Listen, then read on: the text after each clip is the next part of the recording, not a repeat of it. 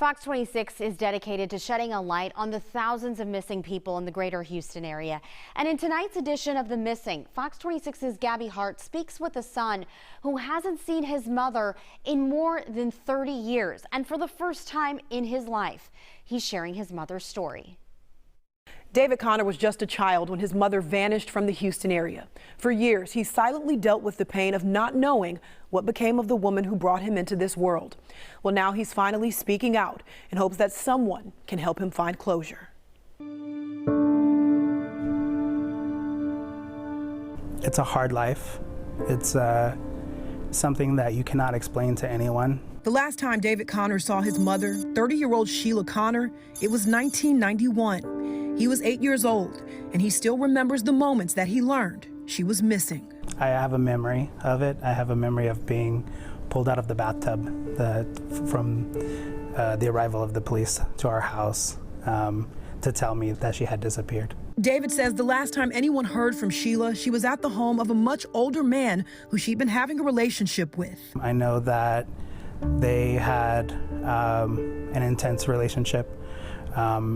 I had met him a few times myself. On December 31st, 1991, David says his mom called her friend from that man's home on Echo Glen Lane in North Houston. What did she say to her friend? She said that he was questioning her about her whereabouts that evening and was showing signs of jealousy. And no one heard from her again after that? After that, that was the last time, and that was 3:30 a.m. in the morning. Sheila's car was eventually found stripped on I-45 North near New Haven. It's now been more than 30 years, and still, no one knows what became of Sheila Conner. What do you believe happened to your mother? I personally believe that she was murdered, but I don't have the proof of the body to know exactly what happened to her. David says his mother battled addiction, and he believes it was her vulnerable state that made her an easy target to be taken advantage of. That she's somebody who was subjected to violence from a very young age. And so that led to a certain lifestyle that ended up putting her in a position to where, you know, she was under threat by somebody who was violent. David now works at a historical museum in Massachusetts, where he documents the history and stories in the community.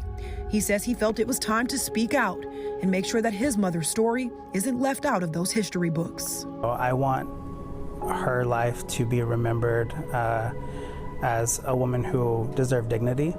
I think she deserves dignity for her story. I think her story should be told. Over the years, David has held on tight to the childhood memories that he still has of his mother.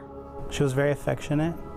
I know that when I was, you know, a sad kid, when I was struggling with something, she would often, you know, take my face and put it up to hers and rub her nose against mine. Eskimo kiss. Yeah, Eskimo kisses. If your mother were to be here right now, you know, to see you, what do you think she would say to you to comfort you, to reassure you? Maybe she would give me Eskimo kisses.